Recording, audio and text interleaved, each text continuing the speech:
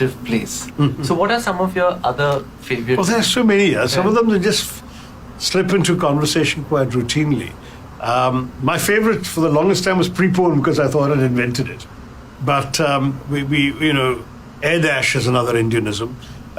Then the newspaper reports about police tracking down criminals always refer to history sheeters.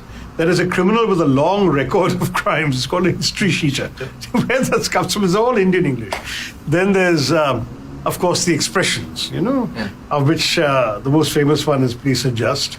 Kindly adjust, actually. Not please adjust, kindly adjust. That is when a fifth person sits on a bench meant for two and says, kindly adjust. Then there's also the classic, we are like this only. So you can come up with a few of those. So after the US, India has the second highest number of English speakers. And with our birth rate, I think we're soon going to have the highest number of English speakers. Yeah, but the US has an immigration rate. So they've already reached, I think, over 300 million. Okay. Whereas our census severely undercounts us. Yeah. So we may find it difficult to have bragging rights over the actual numbers. Right. Because, for example, in the Indian census, I'm not considered an English speaker. Since the census only asked me what's my mother tongue, which is Malayalam, so I'm not listed. They didn't, at least the year that I did the census, there was no supplementary question saying what other languages do you know. So they've underestimated the number. Seriously underestimated. In fact, I think the official census claim is 2% speak English. Right. Which is a massive undercount. Correct. So I would say the reality is somewhere between 10 and 20%, with varying degrees of competence and fluency of the Indian population. Now, if we take that number, then you're looking at about 260 million, which is still lower than America. So, but I think that with our birth rate, we are going to, exceed. All right, good for you and your faith in our birth rate. So anyway, because that brings me to the next question, which I want to ask you.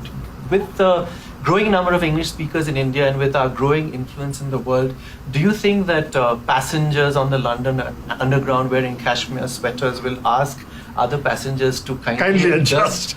Will New Yorkers ask their meetings to be preponed? And will tanned Torontonians describe their complexion as wheatish? Wheatish, that's a good one. Do you think that these words will find their way into the rest of the world? No, actually no. I'll tell you what, one of the strengths as well of English is the fact that there are so many regional variants.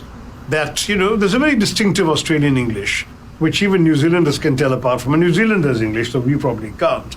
And there are real distinctions between the English spoken around London and the English spoken around Yorkshire, let alone Scotland or Ireland.